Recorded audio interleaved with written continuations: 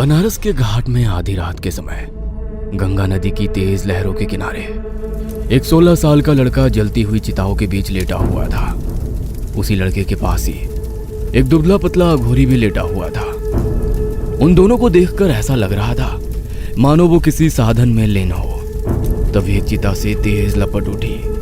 उस चिता की लपट में एक शांत मुद्रा में बैठे बनारस के बहुत प्रसिद्ध अघोर संत महंत बम लहरी दास की छवि उठ रही थी। वो छवि उन दोनों को आशीर्वाद की मुद्रा के साथ लपटों में दिख रही थी। कुछ देर यूं ही पड़े रहने के बाद लड़का और अघोरी अपनी साधना से उठ जाते हैं। लड़का अघोरी को प्रणाम करता है और वहां से जाने की आज्ञा मांगता है। बेटा, आज से तेरी दीक्षा पूरी हुई। मुझे जितनी भी विद्याएं आती थी वो सब मैंने तुझे सिखा दी।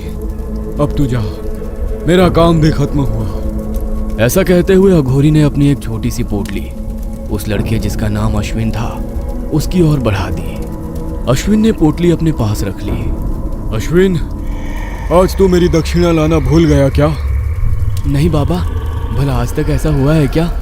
यह कहते हुए अश्विन ने अपने झोले से बाबा के लिए खाना और एक शराब की बोतल निकाली। बाबा ने शराब की बोतल खोली और एक ही सांस में पूरी बोतल डकार गया। एक लंबी डकार लेने के बाद बाबा ने कहा, अब तू जा यहाँ से। लड़का तेजी से भागता हुआ अपने घर चला जाता है। इंग्लैंड के एक बहुत ही खूबसूरत समंदर के किनारे शांतनु अपनी पत्नी नंदिनी के साथ घूम रहा था।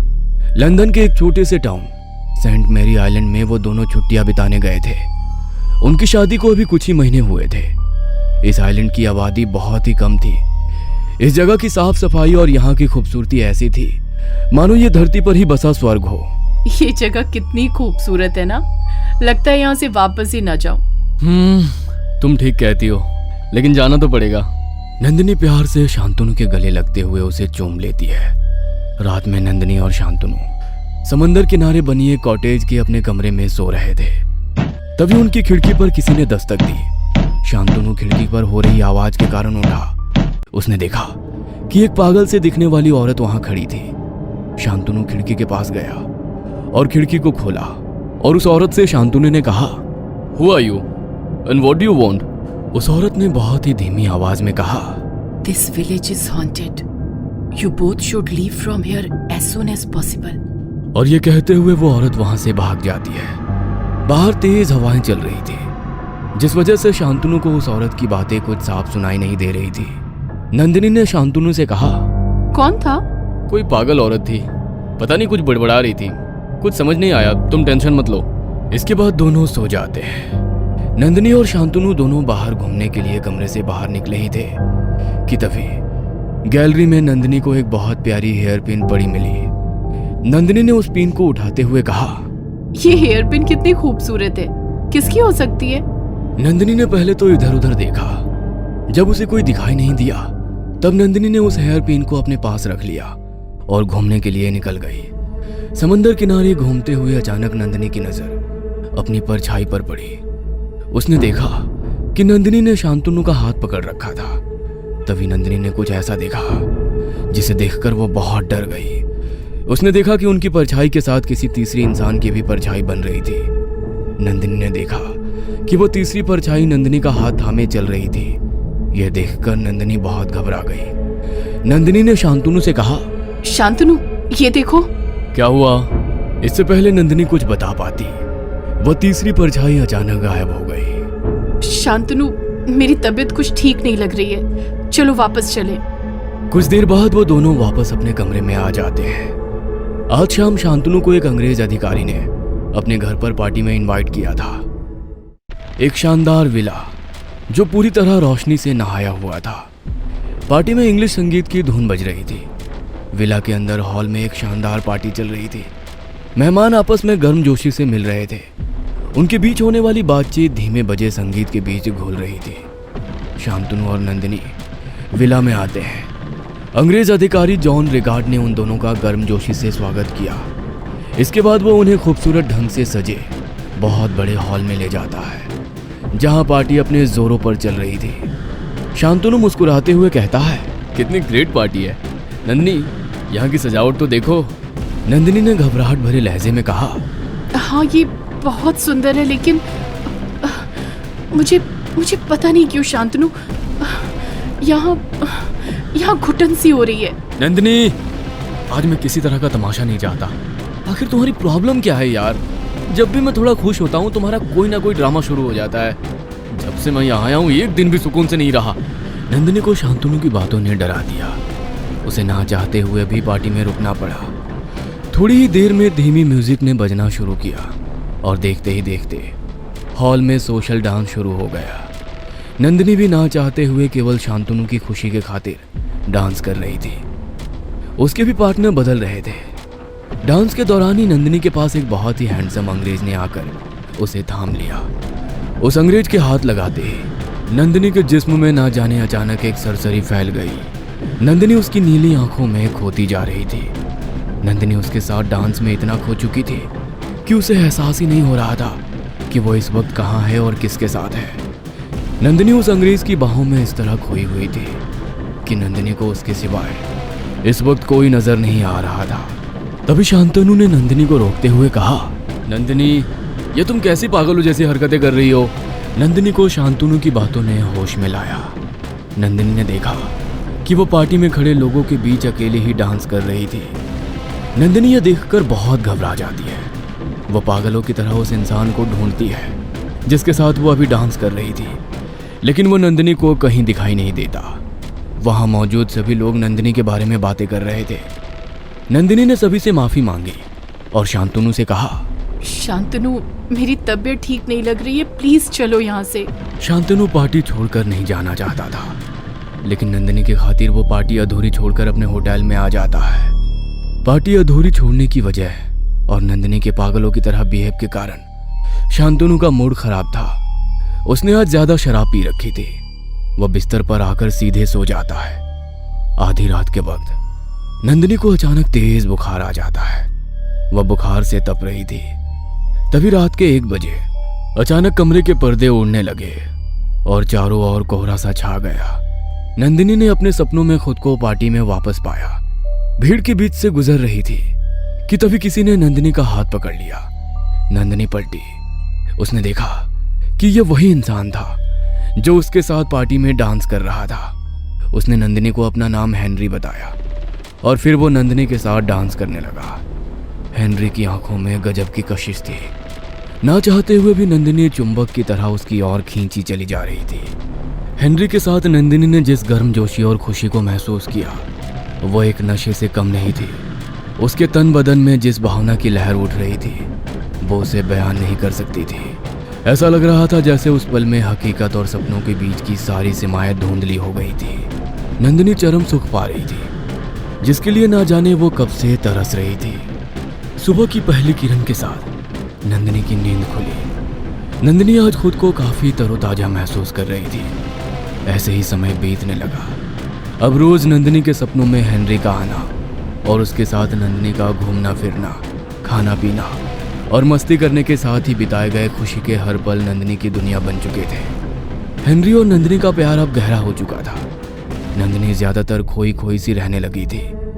नंदिनी की मानसिक स्थिति ऐसी हो चुकी थी मानो वो वर्चुअल दुनिया में अपनी दूसरी जिंदगी किसी और के साथ जी रही हो। लंबी छुट्टी के बाद शांतनु और नंदिनी वापस अपने घर आ चुके थे। कुछ दिन बीत जाने के बाद एक दिन शांतनु के पिता सुबोध बनर्जी अपनी आराम कुर्सी पर बैठे चाय पी रहे थे। उनके पास ही जमीन पर बैठी उनकी पत्नी दुर्गा उनके लिए पान बना रही थी। सुबोध बनर्जी की पत्नी दुर्गा ने कहा, आपने कुछ देखा? नंदिनी जब से वापस लौटी है गुमसुम सी रहती है। पहले तो खूब बातें करती थी, लेकिन अब उसे हर वक्त सोने की जल्दी लगी रहती है। अरे तुम यूं ही घबरा रही हो। लंदन तुम्हारे मायके जितना पास नहीं है जो पैदल ही चले गए। काफी लंबा सफर था, थकान होगी, कुछ दिनों में ठीक हो जाएगी। रात के समय बंगाल विभाजन के बढ़ते विरोध के चलते शांतनु की ड्यूटी बॉर्डर की सुरक्षा और आंदोलन को दबाने के लिए लगी हुई थी, जिस वजह से वो घर से पिछले 3 दिनों से बाहर था। दरअसल बंगाल के बंटवारे के बाद पश्चिम बंगाल के कुछ किसान पूर्वी बंगाल की ओर जाने की जिद कर रहे थे, जिनकी जमीनें बंटवारे के बाद पूर्वी बंगाल में जा चुकी थी। अंग्रेजी सेना और बंगाली किसानों के बीच हुई इस खूनी झड़प में कई अंग्रेज सिपाही मारे गए थे। इस घटना का नतीजा ये हुआ कि अब किसानों को पूर्वी बंगाल में जाने पर पूरी मनाही हो गई और अब वहां दिन रात पुलिस का पहरा रहने लगा था। इधर घर पर नंदिनी रात के समय अपने कमरे में सो रही थी। कुछ देर बाद सपनों में हेनरी आता है। हेनरी के आते ही नंदिनी के चेहरे पर मुस्कान आ गई। हेनरी ने हाथ बढ़ाया, उनके हाथ एक दूसरे से जुड़ गए और वो दोनों एक दूसरे में खो जाते हैं। रात में शांतनु की मां नंदिनी के कमरे के पास से गुजर रही थी कि तभी उन्हें नंदिनी के कमरे से नंदिनी की अजीब सी कराहने की आवाज और उसकी उठ रही सिसकियां सुनाई देती है। दुर्गा के कदमों को नंदिनी के कमरे से आ रही आवाज ने रोक दिया। उसने दरवाजे पर कान लगाकर सुनने की कोशिश की। कुछ देर तक नंदिनी की आवाजें आती रही और फिर एक लंबी आह के साथ सब कुछ शांत हो गया। दुर्गा के चेहरे पर चिंता की लकीरें उभर आई थी। सुबह का समय। आज शांतनु कई दिनों के बाद घर वापस आया था। शांतनु जमीन पर बैठा खाना खा रहा था। उसकी मां दुर्गा उसके पास ही बैठी थी और नंदिनी उसे खाना परोस रही थी। दुर्गा ने शांतनु से कहा, शांतनु, तेरे और नंदिनी के बीच सब कुछ ठीक तो है ना? शांतनु ने खाने का निवाला निगलते हुए कहा, हाँ माँ, क्यों, कोई बात हुई है क्या? शांतनु बेटा, नंदिनी की नई नई शादी हुई है। उसे भी अपने पति के साथ वक्त बिताने का मन करता होगा और तू है कि हरदम बस काम में ही व्यस्त रहता है। माँ, तुम तो जानती हो इस वक्त हालात कैसे हैं। मेरे ऊपर बहुत जिम्मेदारियां हैं। हे दुर्गा माए कखोन तो के बुद्धि होबे। तू एकटा काज कर, आमा की दादी बना दे। आमी तो के आर किच्छू बोलबे ना। माँ, तुम भी ना बस रट लगा देती हो। मैं जा रहा हूँ। झुंझलाता हुआ शांतनु हाथ धोने चला जाता है। बनारस की तंग गलियों के बीच पंडित पुरुषोत्तम शर्मा अपने मकान में अपनी पत्नी से बातें कर रहे थे। क्या करूं इस लड़के का मैं? ये मेरी बात क्यों नहीं मानता? अघोरियों की साधना छोटे बच्चों के लिए नहीं है, लेकिन ना जाने उस अघोरी ने कौन सी घुट्टी इसे पिला रखी है।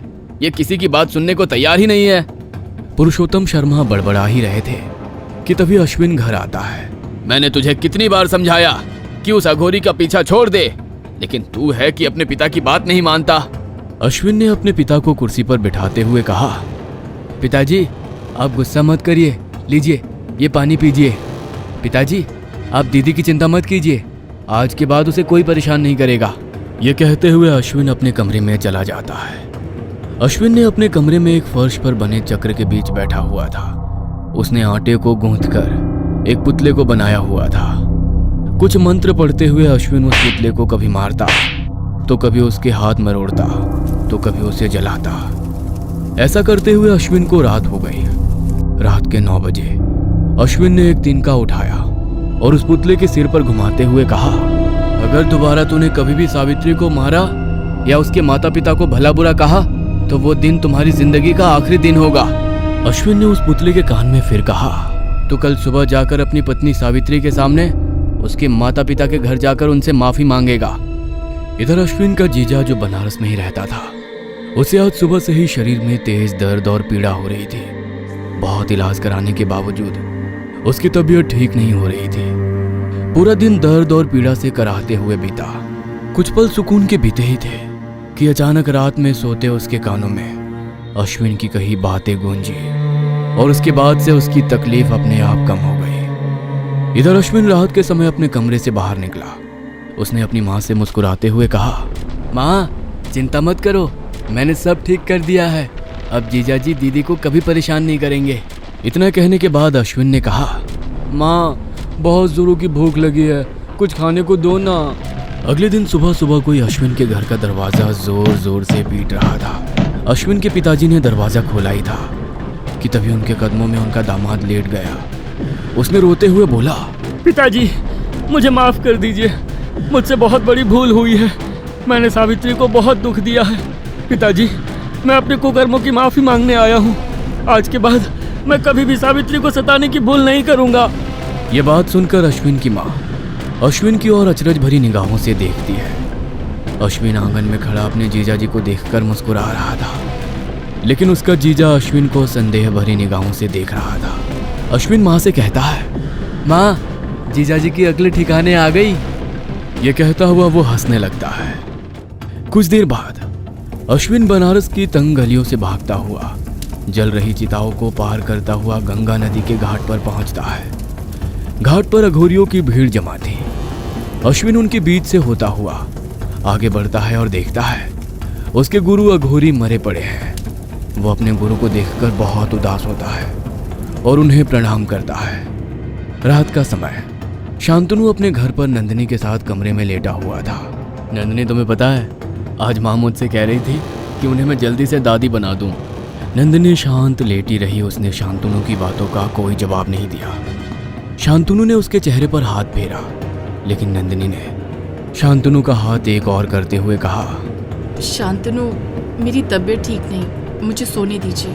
आओ मैं तुम्हारी तबीयत ठीक कर देता हूँ। शांतनु ने नंदिनी को गले लगा लिया। आधी रात के करीब उनके कमरे के पर्दे एक बार फिर उड़ने लगे। नंदिनी सपनों में थी, लेकिन आज हेनरी उससे बातें नहीं कर रहा था। इस वक्त लंदन के एक खूबसूरत पार्क में हेनरी नंदिनी से दूर एक बेंच पर काफी गुस्से में बैठा हुआ था। हेनरी को शांतनु का नंदिनी के करीब आना बिल्कुल पसंद नहीं आया। नंदिनी ने देखा कि हेनरी तेजी से उठा और वहां से जाने लगा। तभी नंदिनी ने उसे रोकने के लिए आवाज दी। नंदिनी की आवाज सुनकर हेनरी नंदिनी की ओर पलटा, लेकिन ये क्या? इस वक्त हेनरी का चेहरा बहुत भयानक और डरावना हो चुका था। वो किसी शैतान की तरह लग रहा था। नंदिनी हेनरी का भयानक चेहरा देखकर डर गई और उसकी एक झटके में नींद खुल गई। नंदिनी अपने बिस्तर पर बैठी थी। उसका दिल जोरों से धड़क रहा था। उसने अपने माथे पर उभर आए पसीने को पोंछा। कमरे के पर्दे अचानक फड़फड़ाने लगे। उन्हें देखकर ऐसा लग रहा था मानो कोई अदृश्य शक्ति उसे हिला रही हो। नंदिनी ने खुद को शांत करने की कोशिश करते हुए एक गहरी सांस ली, लेकिन कमरे की भयानक हलचल ने उसकी चिंता को और बढ़ा दिया था। काफी देर तक नंदिनी ख्यालों में खोई रही। उसे पूरी रात नींद नहीं आई। अगली सुबह शांतनु का शरीर तेज बुखार से जल रहा था। नंदिनी ने दुर्गा से कहा, माँ जी, शांतनु को तेज बुखार है, आप डॉक्टर को बुला लीजिए। दुर्गा ने तुरंत नौकर को भेजकर डॉक्टर को बुलवा लिया। डॉक्टर ने शांतनु को कुछ दवा दी, जिसे खाने के बाद वो सो गया। शांतनु ने खुद को समुद्र के किनारे खड़ा पाया। इससे पहले कि शांतनु अपने पास की जगह को समझ पाता, उसके सिर के पिछले हिस्से में अचानक अंधा कर देने वाला दर्द हुआ। वो लड़खड़ाता हुआ आगे बढ़ा। उसके पैरों के नीचे समुद्र के किनारे की गीली रेत खिसक रही थी और वो अपना संतुलन बनाए रखने के लिए संघर्ष कर रहा था। शांतनु पलटा। उसने देखा कि उसके सामने एक बहुत ही डरावने चेहरे वाला इंसान था। उसके पहनावे से वो अंग्रेज लग रहा था। भूत ने उस पर फिर हमला किया। छड़ी हवा में सीटी बाजा बजाती हुई शांतनु के कानों के बहुत करीब से गुजर गई। शांतनु भी उस भूत से बचने का प्रयास कर रहा था, लेकिन उसका हर मुक्का उस शैतान के शरीर से ऐसे गुजर रहा था मानो जैसे वो धुएं को मारने की कोशिश कर रहा हो। एक भारी गुर्राहट के साथ भूत ने शांतनु के तखने को पकड़ लिया। उसकी पकड़ बर्फीली और काफी मजबूत थी। शांतनु ने लात मारी और उस शैतान की पकड़ से छूटने की बहुत कोशिश की, लेकिन वो उस शैतान की पकड़ से छूट ना सका। तभी शांतनु ने देखा कि उस शैतान ने अपना जबड़ा अचानक बहुत बड़ा कर लिया और उसके मुंह में नुकीली दांतों की कतारें दिखाई दी। तभी उसने एक तेज भयानक शोर के साथ शांतनु के पैर में अपने दांत गड़ा दिए। शांतनु के शरीर में पीड़ा फैल गई। वो चीखा। जलते हुए दर्द ने उसे झकझोर कर जगा दिया। उसकी चीख उसके बेडरूम में गूंज रही थी। शांतनु की चीख सुनकर दुर्गा और नंदिनी शांतनु के पास आए। इस वक्त शांतनु काफी डरा हुआ था। दुर्गा ने शांतनु से डरने की वजह पूछी।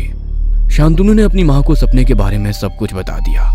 शांतनु की बात सुनकर नंदिनी बहुत घबरा चुकी थी। शांतनु ने जो हुलिया उस शैतान का बताया था, वो हुलिया हूबहू हेनरी की तरह था, जिसे आखिरी बार नंदिनी ने अपने सपने में देखा था। दुर्गा ने शांतनु से कहा, बेटा, ये सपना था, डरने की कोई बात नहीं। शांतनु को एक बार फिर आराम करने के लिए छोड़कर दुर्गा कमरे से बाहर निकल गई। दुर्गा के जाते ही नंदिनी ने शांतनु के पैर को देखा, जहां काटने का ताजा निशान बना हुआ था।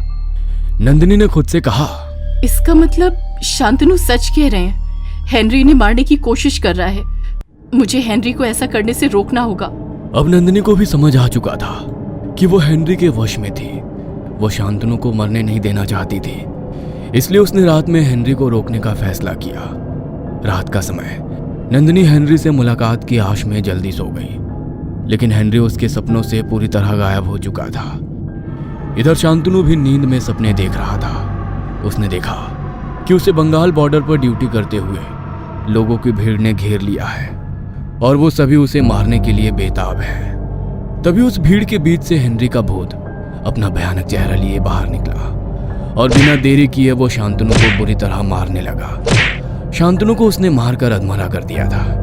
हेनरी उसके सिर पर एक बड़ा सा पत्थर टपकाने ही वाला था कि तभी एक तेज आवाज ने शांतनु की नींद तोड़ दी। नंदिनी ने शांतनु को जगाते हुए कहा, शांतनु उठिए, आंखें खोलिए। शांतनु ने अपनी आंखें खोली। वह बहुत घबराया हुआ था। उसने नंदिनी से कहा, नंदिनी, वो मुझे मार डालेगा, मुझे बचा लो। नंदिनी ने देखा कि शांतनु के शरीर पर बहुत सारे चोट के निशान थे। शांतनु को गले लगाते हुए नंदिनी ने कहा, आपको कुछ नहीं होगा, मैं आपको कुछ नहीं होने दूंगी।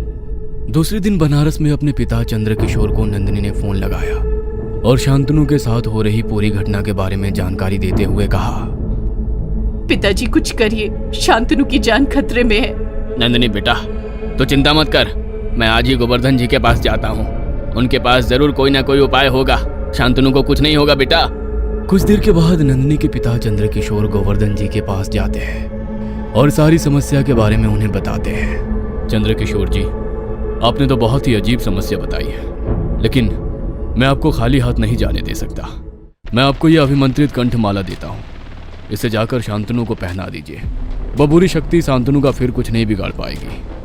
पंडित जी, आप तो जानते ही हैं कि मुझे आंखों से कम दिखाई देता है और नंदिनी मेरी इकलौती बेटी है। अगर हो सके तो आप अश्विन को नंदिनी के ससुराल भेज दीजिए। मैं अश्विन की यात्रा का पूरा खर्चा देने के साथ 200 रुपये अश्विन को इनाम के तौर पर दूंगा। अश्विन उन दोनों की बातें छिपकर सुन रहा था।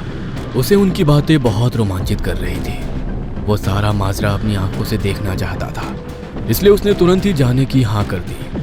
रात का समय ठंड के मौसम के बीच पूर्वी बंगाल के एक छोटे से रेलवे स्टेशन पर अश्विन एक बेंच पर अकेला बैठा हुआ था। अश्विन खुद से कहता है, एक तो यहाँ काफ़ी ठंड है और दूसरी ट्रेन आए 1 घंटे हो गए। चंद्रकिशोर चाचा ने तो कहा था कि मुझे लेने घोड़ा गाड़ी रेलवे स्टेशन आएगी, लेकिन यहाँ ना तो घोड़ा है ना गाड़ी। अश्विन रेलवे स्टेशन की बेंच पर बैठा हुआ अपने विचारों में खोया हुआ था। गहराती रात के साथ ठंड बढ़ती जा रही थी। तभी किसी ने अश्विन को आवाज देते हुए कहा, क्या आप ही अश्विन जी हैं? क्या आप ही बनारस से आए हैं? अश्विन ने पलटकर देखा। एक कमाल की खूबसूरत औरत उसके सामने खड़ी थी। वह अश्विन से उम्र में बड़ी थी, लेकिन उसकी खूबसूरती की एक झलक ने ही किशोर अश्विन के मन में कब्जा कर लिया था। क्या आप नंदिनी हैं? नंदिनी ने हाँ में सिर हिलाया और अश्विन को साथ चलने के लिए कहा। बग्घी में वो दोनों पीछे साथ ही बैठे थे। नंदिनी का स्पर्श अश्विन को बेचैन कर रहा था। कुछ देर बाद वो दोनों घर पहुंच जाते हैं। अश्विन ने घर पहुंचते ही पूजा अर्चना की और उसके बाद शांतनु के गले में उस अभिमंत्रित माला को पहना दिया। माला को पहनने के बाद से ही शांतनु को राहत महसूस होने लगी। उस दिन शांतनु ने पेट भर खाना खाया और आराम से सोया। अश्विन की वापसी की ट्रेन 1 हफ्ते के बाद की थी। तब तक अश्विन को नंदिनी के घर पर ही रुकना पड़ा। अब शांतनु भी ठीक हो चुका था और वो ड्यूटी पर वापस जा चुका था। तभी एक रात अचानक शांतनु बदहवासी में घर वापस आया। वह सीधे नंदिनी के पास गया और नंदिनी से बोला, नंदिनी, वो माला। क्या हुआ? आप इतना घबराए हुए क्यों हैं? वो माला आज स्वदेशी आंदोलनकारियों से हुई एक झड़प में ना जाने कहां टूटकर गिर गई। शांतनु की इस बात ने पूरे घर में खौफ पैदा कर दिया। परिवार के सभी सदस्य अश्विन की ओर देखने लगे। अश्विन ने उन सभी से कहा, पिताजी ने मुझे केवल एक ही माला दी थी। मैं वापस जाकर दूसरी माला ला सकता हूँ, लेकिन वापसी के लिए ट्रेन 3 दिन बाद है। ठीक है, जब तक माला नहीं मिलती मैं सोऊंगा नहीं। उस रात के बाद से डर के मारे शांतनु रात भर नहीं सोया। अब उसे सोए हुए पूरे 2 दिन हो चुके थे, लेकिन आज रात नींद शांतनु पर हावी हो गई और उसे अपने आगोश में ले लिया। शांतनु गहरी नींद में सो गया। कुछ देर बाद शांतनु के शरीर पर खरोंचे और चोट के निशान उभरने लगे। उसके बगल में ही सो रही नंदिनी शांतनु की कराह सुनकर जाग गई। नंदिनी ने जब बैक साइड लैंप जलाया तो देखा कि शांतनु के शरीर पर बहुत चोटें लगी हुई है। वो ये देखकर बहुत घबरा गई। नंदिनी ने मदद के लिए घर वालों को पुकारना शुरू कर दिया। उसकी आवाज़ पूरे घर में गूंज उठी।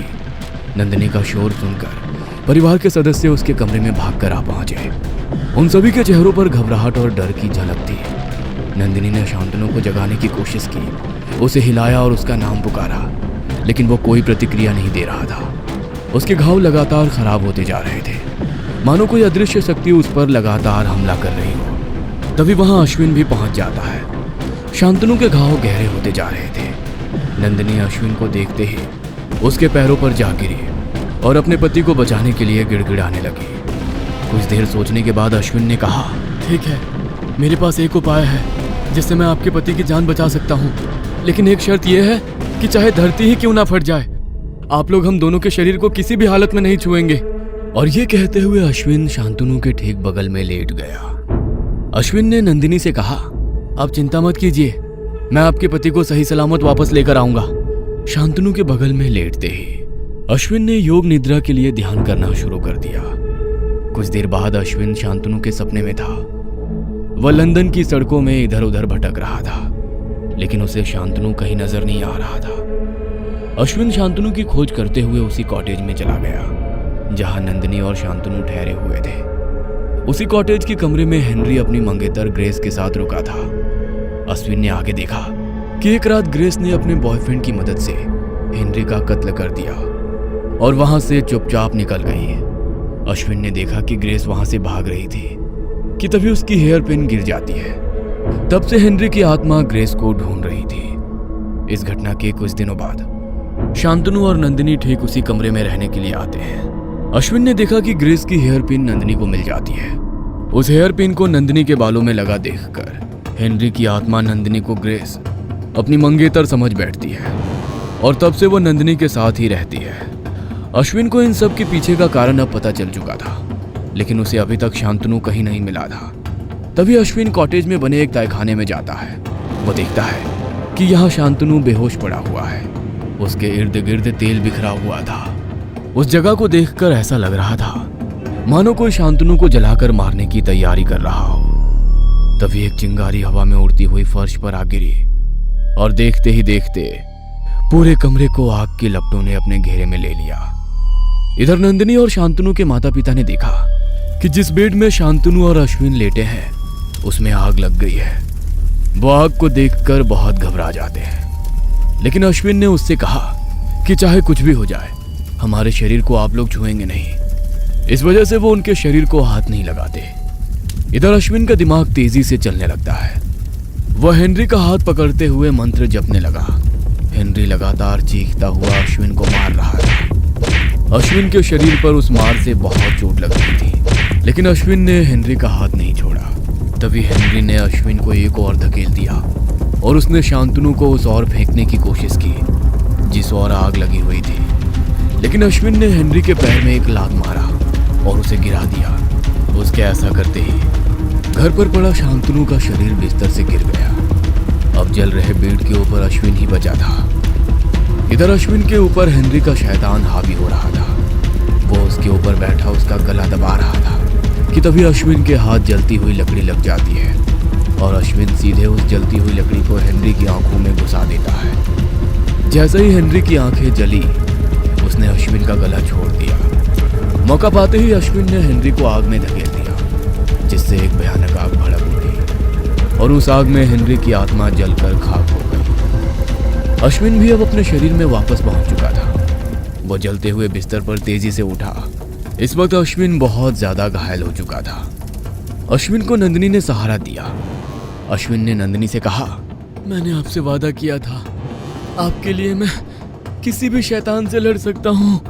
अश्विन की बातें सुनकर नंदिनी उसका हाथ पकड़कर रोने लगी। अब सब कुछ सही हो चुका था। शांतनु और नंदिनी को हेनरी की आत्मा से हमेशा हमेशा के लिए मुक्ति मिल चुकी थी। कुछ दिनों के बाद आज अश्विन बनारस वापस लौटने के लिए तैयार था। नंदिनी के पास जाकर अश्विन ने कहा, आपके पास जो एक हेयर पिन है जो आपको होटल में मिली थी, उसे मुझे दे दीजिए।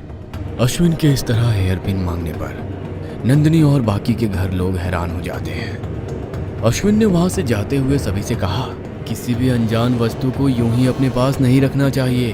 ना जाने आप उसके साथ अपने घर में किसे ला रहे हो। तभी घर की फोन की घंटी बजी। नंदिनी ने फोन रिसीव किया। उसने अश्विन की ओर देखते हुए कहा, अश्विन, तुम्हें पिताजी ने जल्दी घर आने को कहा है। नंदिनी की बात सुनकर अश्विन मुस्कुराता है और वहां से अपने घर के लिए निकल पड़ता है।